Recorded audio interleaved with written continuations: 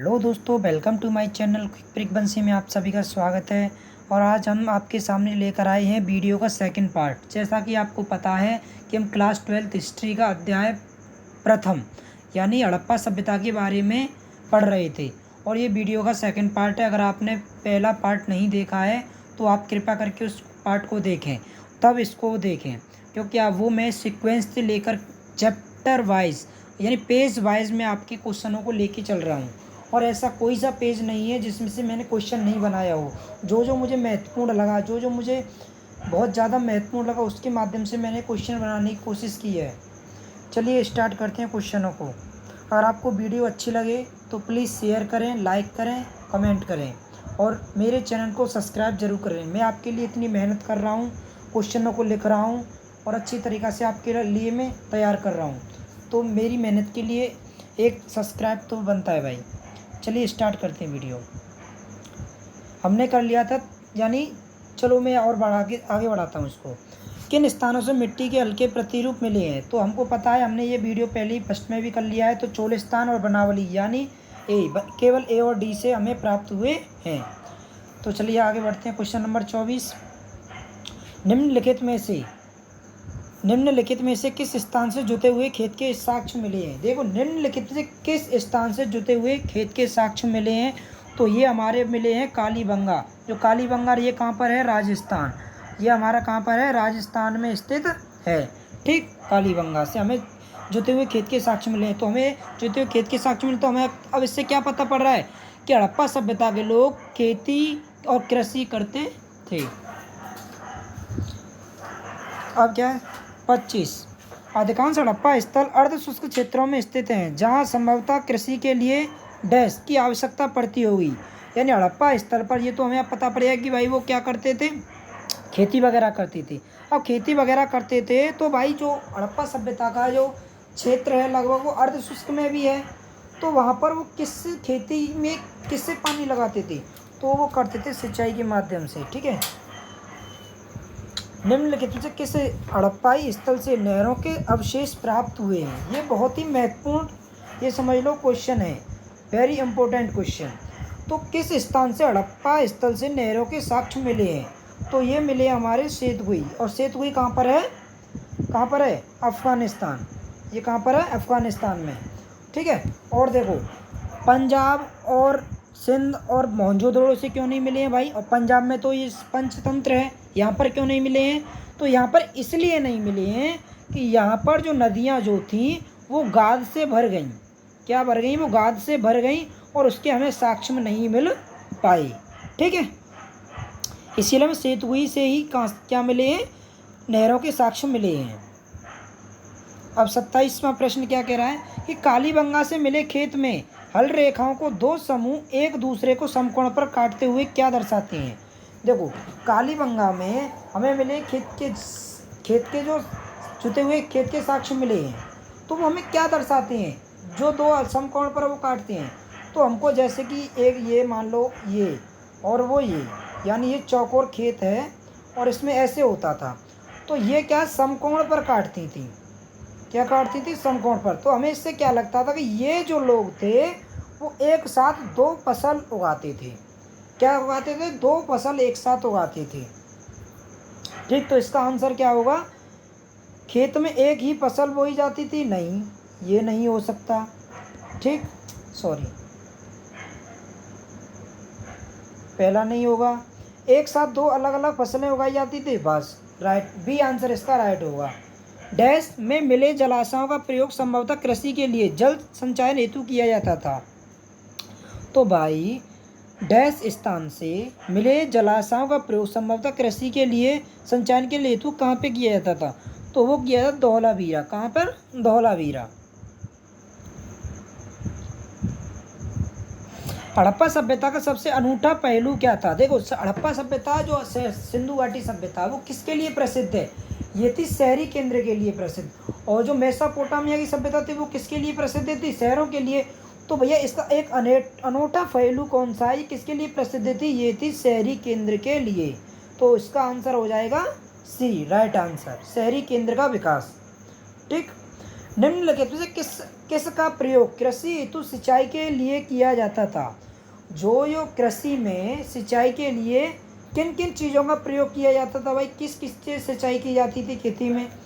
तो किसान जो थे वो कुओं का भी प्रयोग करते थे, नहरों का भी प्रयोग करते थे, जलाशयों का भी प्रयोग करते थे। तो प्रयोग क्या हो जाएगा? सभी। सॉरी भाई, ज़्यादा प्रॉब्लम आ गई।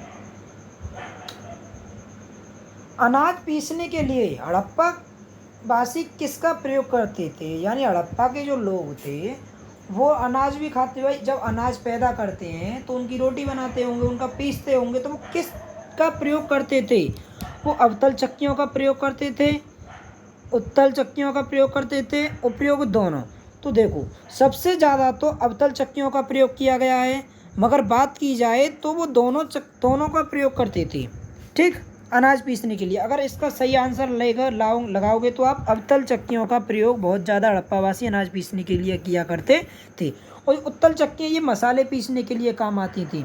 किसके लिए काम आती थी? मसाले पीसने के लिए ये काम आती थी। और अवतल जो चक्की थी ये अनाज पीसने के लिए काम आती थी, ठीक। और जो किस पत्थर से बनाई जाती थी? ये कंक्रीट पत्थर से बनाई जाती थी, ठीक। निम्नलिखित में से हड़प्पा की दुर्दशा का प्रमुख कारण था?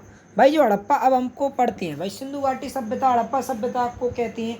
भाई हम हड़प्पा सभ्यता के बारे में क्यों नहीं पढ़ पाते ज़्यादा? हमें वहाँ पर साक्ष्य क्यों नहीं मिल पाए हैं? हमें वहाँ पर ज़्यादा स्रोत क्यों नहीं मिल पाए?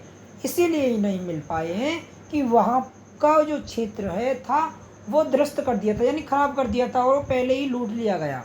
यानी वहाँ पर जो ईंटें लगी हुई थी, वहाँ पर जो भी साक्ष्य में थे वो पहले ही क्या है ख़त्म कर दिए गए थे। यानी फिर इसका आंसर क्या होगा कि ईंटें चुराने वालों ने इसे नष्ट कर दिया था। तो इसका आंसर क्या होगा? उपयोग सभी। बाढ़ अभी नहीं, बाढ़ का तो हम पूरी सभ्यता का जब वो करेंगे पतन होगा तो बाढ़ जब आएगी, ठीक। तो इसका आंसर आएगा ईंट चुराने वालों ने इसे नष्ट कर दिया था। भारतीय पुरातत्व का जनक किसे कहा जाता है? अब हमारे भारतीय पुरातत्व का जो जनक है वो किसे कहा जाता है? तो वो कहा जाता है अलेक्जेंडर कर्निंग को। और आपको पता है जॉन मार्शल कौन थे? जिन्होंने हड़प्पा सभ्यता का नामकरण किया और उसकी क्या है सभी के सामने उसको प्रस्तुत किया। दयाराम साहनी, इन्होंने हड़प्पा सभ्यता की क्या है खुदाई की। रखलदास बनर्जी ने मोहनजोदड़ो की करी, ठीक है। इसीलिए ये सभी क्या है बहुत ही महत्वपूर्ण हैं चारों। मोहनजोदड़ो की बस्तियाँ कितने भागों में विभाजित थी? भाई मोहनजोदड़ो की जो बस्तियाँ थी वो कितने भागों में विभाजित थी? दो भागों में। एक था दुर्ग, ठीक है, एक था दुर्ग और एक था निचला, ठीक है, निचला। देखो दुर्ग जो था वो क्या था? दुर्ग एक बस्ती थी और निचला भी, ठीक है। जो दुर्ग जो था वो नीचाई पर बना हुआ था और निचला जो था वो ऊंचाई पर बना हुआ था, ठीक है, दोनों शहर।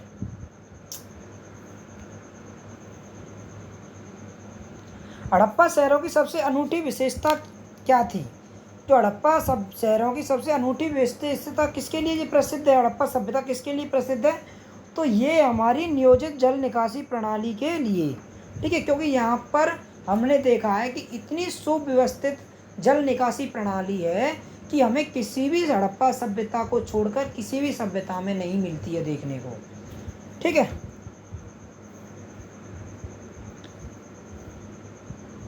निम्नलिखित में से कौन से तत्व हड़प्पा शहरों के जल निकासी प्रणाली के लिए सत्य हैं?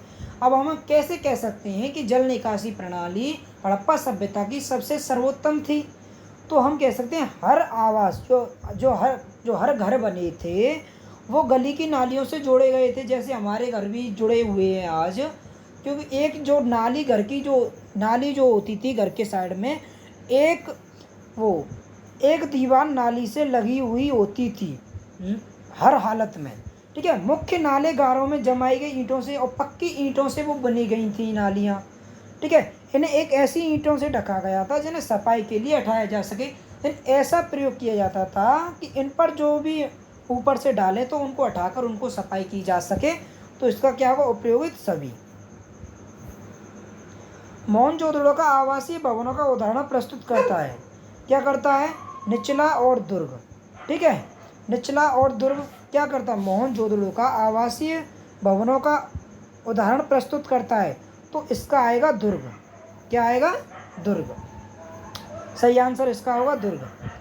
मोहनजोदड़ो में विद्वानों में लगभग कितने कुएं प्राप्त हुए हैं? ये कुएं लिख रहे हैं, ठीक है। तो 700 लगभग कुएं हमें मोहनजोदड़ो से प्राप्त हुए हैं। मोहनजोदड़ो के दुर्ग में हमें कैसी संरचनाओं के साक्ष्य मिले हैं? मोहनजोदड़ो में जो दुर्ग हमें जो मिले हैं उसमें कैसी संरचनाएं मिली हैं? उसमें सामान्य स्थल थे?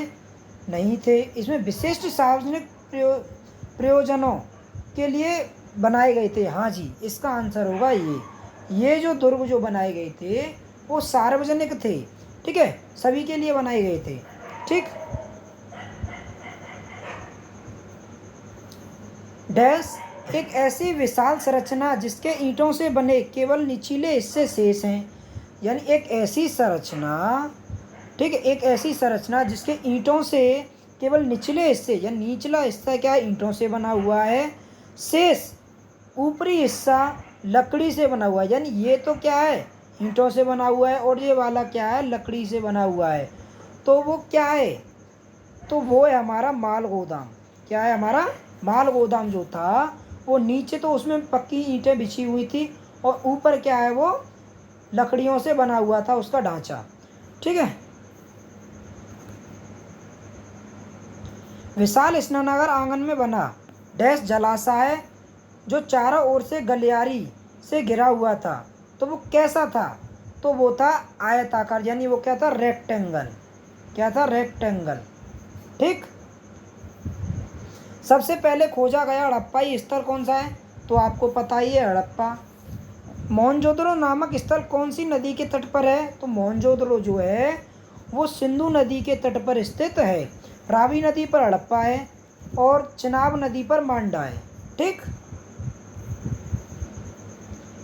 मोहनजोदड़ो से प्राप्त विशाल स्नानागार से आप क्या अनुमान लगाया गया है? कि मोहनजोदड़ो में जो विशाल स्नानागार जो हमको मिला है उससे क्या अनुमान लगाया गया है? ये क्यों बनाया गया था? इसका क्या रीजन था बनाने का? क्या तात्पर्य था?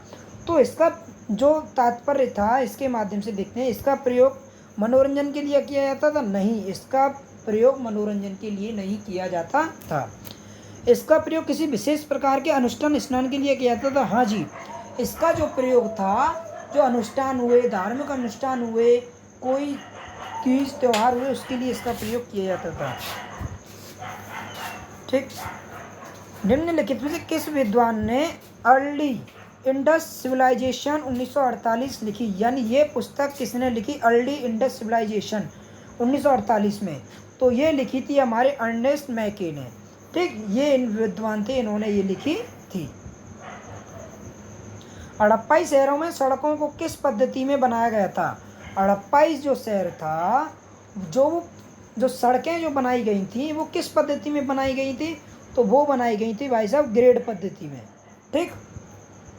निम्नलिखित में से कौन सी संरचनाएं मोहनजोदड़ो से प्राप्त हुई हैं? तो देखो, हमें मोहनजोदड़ो से बहुत चीज़ें प्राप्त हुई हैं, तो इसीलिए जो मोहनजोदड़ो है सबसे प्रसिद्ध नगर माना जाता है। इसमें हमें माल गोदाम भी मिले हैं, विशाल स्नानागार भी मिले हैं, कुएं भी मिले हैं, तो इसका आंसर होगा अप्रयोगित सभी। निम्नलिखित में से कौन से स्थान पर दुर्ग ऊंचाई पर तो बनाया गया? ठीक है, देखो दुर्ग जो था वो ऊंचाई पर तो बनाया गया, ठीक, लेकिन दीवार से नहीं गिरा गया था। तो वो था हमारा क्या? लोथल। लोथल जो था वो ऊंचाई पर तो बनाया गया था, मगर वो चारों ओर से गिरा नहीं था। ठीक है। और चलिए देखो, लोथल के बारे में और तुम्हें बता देता हूँ, क्योंकि लोथल जो है बहुत ही इम्पोर्टेंट है। ये सिंधु सभ्यता का एक बंदरगाह स्थल था, क्योंकि यहाँ से ही क्या है? व्यापार वगैरह होता था। ठीक है। अगर आपसे पूछ ले सिंधु सभ्यता में बंदरगाह स्थल कहाँ पर, बंदरगाह कहाँ पर बने हैं, तो वो क्या है? लोथल में बने हैं। ठीक है। यहाँ से गोदीवाड़ा मिला है, यहाँ से माल जो क्या है? लगता है और उतरता है। ठीक है। यहाँ घर के दरवाजे सड़के की ओर खुलते थे। सब जगह जो थे वो सड़क के किनारे घर के दरवाजे नहीं खुलते थे, वो पीछे की तरफ खुलते थे। मगर लोथल ही एकमात्र ऐसा स्थल है जहाँ पर सड़क के किनारे घर के दरवाजे खुलते थे। ठीक। यहाँ फारस की मोहरें मिली हैं जो विदेशी व्यापार की ओर संकेत करती हैं। यहाँ से हमें पता चलता है जो मोहरें मिली हैं वो हमारी फारस की मिली हैं। तो अनुमान लगाया जा सकता है कि जो लोथल का जो व्यापार होता था वो फारस तक भी होता था।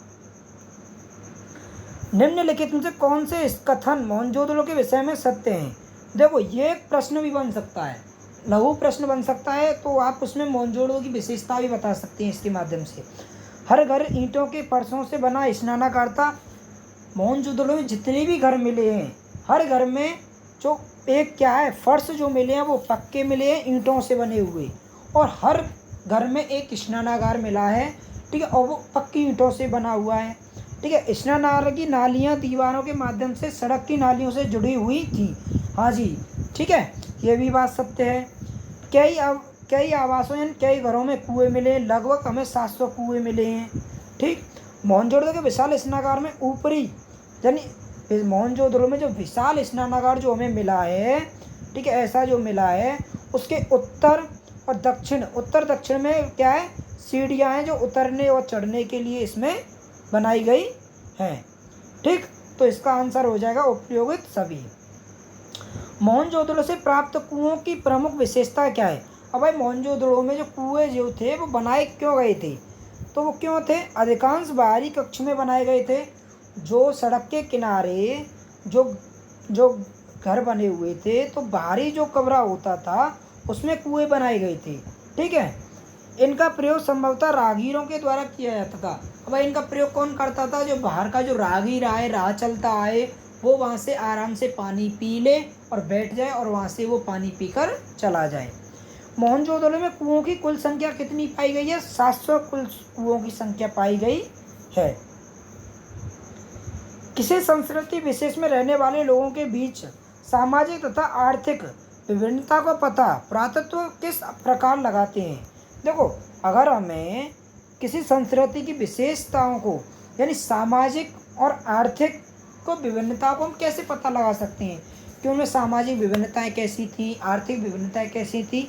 तो हमको समाधान पद्धति से और विलासता की वस्तुएं होती हैं जो बड़े बड़े जो लोग होते हैं, शाही चीज़ें, जैसे कि आज के ज़माने में हमारे घर में यानी ले लो कूलर ले लो और एसी वगैरह ले लो, यानी महंगी चीज़ें जो विलासता की वस्तु होती हैं, जो उनको आराम देती हैं, ठीक है। इनका हमें सामाजिक विभिन्नता और आर्थिक विभिन्नता पता पड़ती है। तो विलासता की वस्तु गरीब लोग तो इसको प्रयोग कर नहीं सकते थे, अमीर लोग ही कर सकते थे, ठीक है। जो आर्थिक विभिन्नता हो गई, समाधान पद्धति गरीब और अमीर की भी अलग अलग थी, ठीक। आप संभवतः विशाल पिरामिड के बारे में कुछ हड़प्पा स्थलीय समकालीन थे से परिचित हैं। यानी ये क्वेश्चन कह रहा है आप संभवतः डैश के विशाल पिरामिडों जिनमें से कुछ हड़प्पा सभ्यता के समकालीन थे से परिचित हैं। यानी इसमें बात हो रही है कहाँ की? जो रोम की जो थी, ठीक है, रोम की जो थी उसके बारे में बात हो रही है। यानी मैं आपको उसके बारे में और बता देता हूँ। ये रोम की जो सभ्यता है, मिस्र की सभ्यता, इसका आंसर क्या है? मिस्र की जो सभ्यता है ये रेगिस्तान में स्थित है, ठीक है। इसे नील नदी की देन कहती हैं। मैंने आपको मिस्र की सभ्यता के बारे में बता रहा हूँ, ठीक है, मिस्र की सभ्यता के बारे में बता रहा हूँ। ये क्या है? नील नदी की देन है यहाँ पर, ठीक है, नील नदी की देन है। ये सभ्यता का विकास फ़िरौन के नेतृत्व, यहाँ का जो राजा जो था वो फ़िरौन के नेतृत्व में हुआ था, ठीक। इस सभ्यता में पिरामिड और सूर्य कैलेंडर तथा मम्मी का विकास हुआ था, अर्थात इस सभ्यता का रसायन शास्त्र संगठन था। गीजा का पिरामिड सबसे प्रसिद्ध इसमें है, ठीक। मैंने आपको मिस्र की सभ्यता के बारे में भी इसमें कुछ बता दिया। कई पिरामिड राजकीय समाधान थे जब बहुत बड़ी मात्रा में क्या पाए गए हैं? जो वहाँ पर जो पिरामिड जो पाए गए हैं, जो पिरामिड जो बड़े बड़े जो पिरामिड बनाए गए हैं, इनमें क्या मिला है? इनमें मिला है धन संपत्ति, ठीक है, धन संपत्ति इनमें मिली ही गई है। तो इसका आंसर हो जाएगा बी। निम्नलिखित में से किसे समाधान से आभूषण मिले हैं? अब भाई जो समाधान जो हमें जो कफने जो हमारे कफने नहीं, जो हमारी कब्रें जो मिली हैं उसमें से हमें क्या मिला है? किसके आभूषण मिले हैं? तोहफों में हमें महिलाओं के पुरुषों के, भाई जानवर तो आभूषण पहन नहीं सकते थे, पक्षी तो पहन नहीं सकते थे, तो ये तो हो नहीं सकते, तो इसका होगा महिला और पुरुष। हड़प्पा क्षेत्र में कब्रों में निम्नलिखित में से कौन सी वस्तुएं मृतकों के साथ दफनाई गई थी? हड़प्पा सभ्यता में जो समाधान जो प्रक्रिया थी उसमें मृतकों के साथ क्या क्या दफनाया जाता था? मृतभांड दफनाए जाते थे, आभूषण दफनाए जाते थे, तांबे के दर्पण, तो ये सभी वहाँ पर क्या था? दफनाए जाते थे। उसका जो सामान जो प्रयोग करता था उसको भी दफनाया जाता था। अब मैं आपको कुछ और महत्वपूर्ण जानकारी दे दूँ। कुछ आपको मैं बता देता हूँ चन्हुदड़ों के बारे में, ठीक है। चन्हुदड़ों के बारे में मैं आपको कुछ जानकारी दे देता हूँ। देखो, चन्हुदड़ों जो है इसकी खुदाई 1931 में, उसकी खुदाई 1931 में गोपाल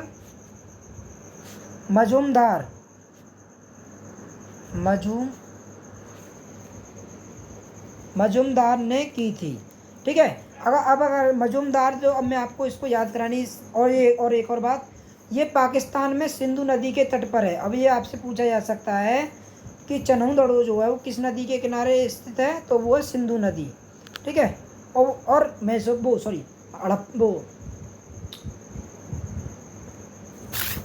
मोहनजोदड़ो भी क्या है? सिंधु नदी के तट पर स्थित है, ठीक। और इसमें आपको बात बताऊं, यहाँ यही एक मात्र है जो दुर्ग रहित है, ठीक है। ये भी है और एक लोथल भी है, ठीक है। यह एक औद्योगिक शहर है। यहाँ से हमें क्या क्या चीज़ें मिली हैं? ये हमारी मेन चीज़ है। यहाँ से हमें क्या मिला है? मेकअप सामग्री। क्या मिली है हमें? मेकअप सामग्री मिली है, ठीक। जो लड़कियों की, जो औरतों का जो मेकअप सामग्री होती है वो यहाँ से मिली है हमें। लिपस्टिक वगैरह मिली है हमें यहाँ से, ठीक है। शीशा मिला है हमें यहाँ से, ठीक है। शीशा मिला है। मनका मिला है। मनका माने क्या होता है? घड़ा, ठीक है। गुड़िया मिली है, ठीक है। गुड़िया मिली है, सुई मिली है, और अलंकृत ईंटें और बिल्ली का पीछा करता हुआ कुत्ता आदि मिला है, ठीक है। इसीलिए हम इसको जान सकते हैं कि यहाँ से क्या है? यानी औरतों का सामान ज़्यादा मिला है। और औरतों को कौन मजदूर बना देता है? आदमी को मजदूर बना देती है औरत, उसका ये लाओ वो लाओ। तो हम इसका नाम याद कर सकते हैं, इसकी खुदाई किसने की थी? यानी गोपाल मजूमदार, यानी बेचारे गोपाल खोदते क्या है? मजदूर बन गए, तो इसका हम याद रख सकते हैं गोपाल मजूमदार, ठीक। मैंने इतनी आपको जानकारी इसमें दी। और अगर आपको ये जानकारी अच्छी लगी हो, क्योंकि देखो अभी मैंने ये वीडियो स्टार्ट करी है, थोड़ा मुझे बोलने में भी हेजिटेशन हो रहा है, और अभी मैं साफ आपको एक्सप्लेन भी नहीं करा पा रहा हूँ, तो इसके लिए मैं आपकी माफ़ी चाहता हूँ। मगर मैं कोशिश करूँगा और आगे मैं क्या है इसको सुधारूँ, और आपका प्यार की, मुझे आपके सपोर्ट की बहुत ज़रूरत है। इसीलिए कृपा करके मेरे चैनल को सब्सक्राइब करें, लाइक करें, कमेंट करें।